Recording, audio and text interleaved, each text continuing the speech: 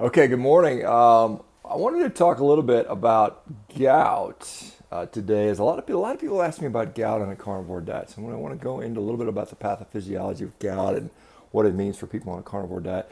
And then a lot of people ask me about what I feed my dogs, and so I've got a little short clip of me feeding them this morning, and I'll talk a little bit about that here in just a sec. Guys, you ready?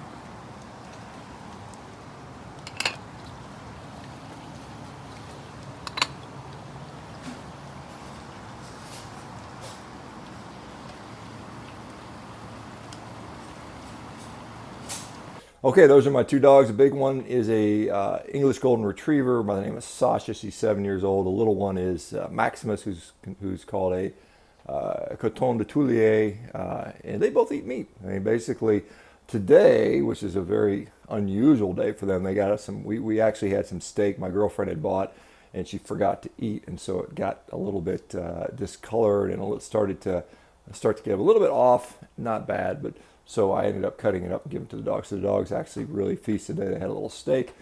Generally, they just get cheap ground beef. Once in a while I've given them organ meats in the past, but I mean that's pretty much what they've eaten, and they've eaten that way for probably a good 2 years at least now, and they're thriving. So just pretty much straight up ground beef. Cheap ground beef. I get the cheapest kind I can, and they get Maximus is about 16, 17, 18 pounds. Sasha is about 45, 46 pounds. Sasha eats, maybe a pound, I'd say, a little over a pound a day. Maximus eats, maybe 2/3 of a pound, something like that. So that's what the dogs eat. All right, let's talk about gout a little bit. Okay, so gout, for you guys that don't know, gout is often a crystal disease where we see something called sodium urate crystals or monosodium urate crystals, which form in combination with urate, or which we often know as uric acid, which when we knock the proton off there and replace it with the sodium molecule, it precipitates out crystals. These crystals can form inside joints, and also it can form in the skin in something called a gouty tophi, and these things can really be actually big. They show these big deposits in the skin. In fact, as a surgeon, I used to cut those out for people. It was almost like toothpaste. It was interesting. You cut them open, and like a big blob of what literally looked like toothpaste would squirt out. And so, one of the major strategies for treating gout is to reduce the amount of uric acid in our bloodstream, serum uric acid. So there's some calculations out there that show that once we hit a serum uric acid concentration of about 6.8 milligrams per deciliter, then we have enough concentration where it's kind of supersaturated to where now it'll precipitate out and form crystals.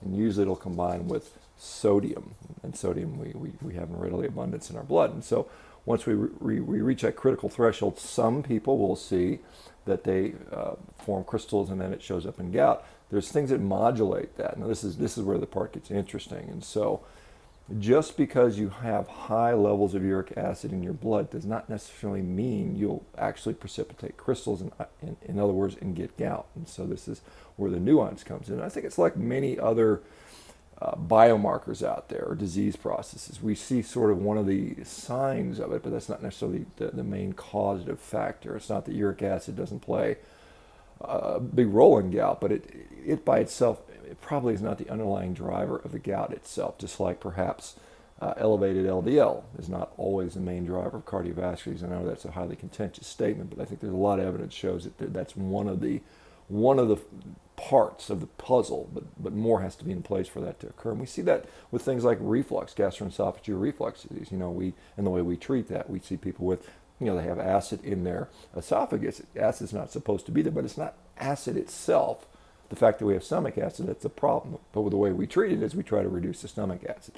Ultimately, that's not reducing it's not getting at the heart of the matter, what's actually going on. It's just another one of these, kind of band-aids we put on. And so the same thing with gout, whether people have things like allopurinol, try to eliminating the amount of uric acid. And so here's the interesting part. So many people, and something like, I think I've seen studies where only 2 to 36% of the people that have elevated levels of uric acid actually precipitate monosodium urate crystals and get gout. So why is it that people have higher levels don't get gout.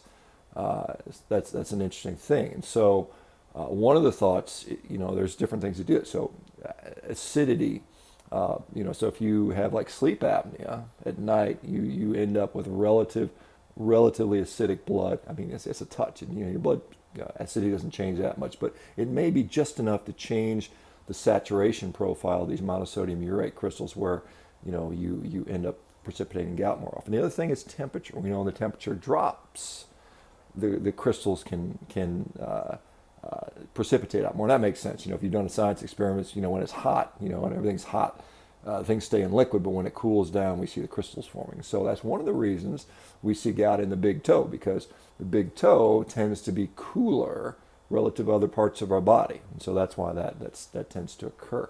We also see that, besides gouty crystals in the joints, and there's some thought that some of the proteins and synovial fluid in the joints also interact to help lead that to precipitate. There's another interesting thought there that the gout crystals interact with some of our immunoglobulins, gamma globulin, and so there may be even an autoimmune or an immune component to this. And so we see, again, who do we see gout occurring in? We see gout occurring mostly in people that are people that have metabolic syndrome. So people that are diabetic, pre-diabetic, they have hypertension. This is the scenario that's going on. And so what's not known is what is actually all the other factors that lead to the precipitation of the gout crystal, the monosodium urate crystal. You can have high levels of urate in the blood, uric acid in the blood, but without these other factors in there, the gout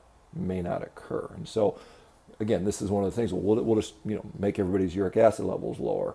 That's a treatment strategy. But really, probably what we need to do is, what are these other factors, and what's the overall environmental situation that we need to control? And that is why, on a carnivore diet, you may see your uric acid level rise a little bit due to purine metabolism. Remember, purines are molecules that are components of different nucleic acids, which are found a little bit more in some foods. And the theory is that if you eat a lot of purine-rich food, and remember, meat is not the only source of purines, just purines in basically everything. But if we eat purine-rich food, we may have a slightly higher uric acid. And then, again, if those other factors are in play, then we may see the gout precipitate. But what we're seeing on a carnivore diet is many, if not most of the people, are seeing their gout go away. So this is a very interesting thing. And maybe even despite higher levels of uric acid. The other thing about uric acid, most people don't realize this, but uric acid is actually an antioxidant. And so one of the thoughts is rising levels of uric acid may be there to combat oxidation stress, inflammation, other things. So it may not be the problem, but part of the solution. Kind of the old fireman at the scene of the fire type of situation, which some people like to use for LDL. So this becomes another interesting thing. We know that, like, people that have high levels of uric acid almost never have multiple sclerosis, which is a very interesting, just kind of associational observation that we see. And so some people, when they start a carnivore diet or even a ketogenic diet, will see a precipitation of a gouty attack. So if you already have those other factors going on, that metabolic syndrome, that whatever, the X factor, which we really probably don't truly know, if that's going on, and then your uric acid level goes up for whatever reason, there's a couple reasons. Maybe you're eating more meat, maybe you are going into ketosis, and we know that ketones sometimes compete with the excretion of uric acid. So therefore, if you can't get rid of it through the kidneys, we may see an elevation in uric acid levels. And then if you got those other, remember, X factor things going on, you may see a precipitation of gout. But what we see generally long term is that X factor, whatever it is, whether it's metabolic syndrome, hyperinsulinemia, underlying inflammation, leaky gut, autoimmune type stuff, whatever those things are, that tends to get better on a carnivore diet. And therefore, despite maybe even elevated uric acid levels, we see gout tend to go away. So that's kind of a overview on gout. The short answer is, in the beginning, if you're susceptible to gout, metabolic syndrome, whatever, you might precipitate a gout attack. Most people don't, but some do. But with time, that seems to go away. And this is kind of an interesting thing. Again, we have to think about, change our kind of paradigm how we think about stuff. We kind of just, we're just not very nuanced. Okay, uric acid is associated with gout. Let's get uric acid down. Well, let's think about what else is going on. And the literature is, we just don't really know for sure what all those things that are causing the precipitation. Because you can have someone with, remember I said 6.8 was the 6.8 milligrams per deciliter was kind of the saturation cutoff. But there's people out there with a uric acid level of 9, no gout. So why is that? So it's probably these other factors that are going on, and that's probably the real underlying etiology with gout. We also know that things like fructose and alcohol are probably even more important in the etiology of gout, and it may be because it influences those other factors as well. So anyway, so gout. Some people in the beginning on a carnivore diet might have to take gout medication, for a little while until that, like I said, those other factors resolve. Okay, I hope this helps you guys, makes sense. If you want this little 100% not vegan, 100% not vegan shirt, I've got it at my website. I'll link the list down below. I put a nice article, kind of a review article on gout, so you guys can read where a lot of the information I got. Gout was at. Anyway, you guys, still discounts on grills for another week or so. And like, subscribe, let me know what you guys think. And we'll talk to you on the next video. Take care.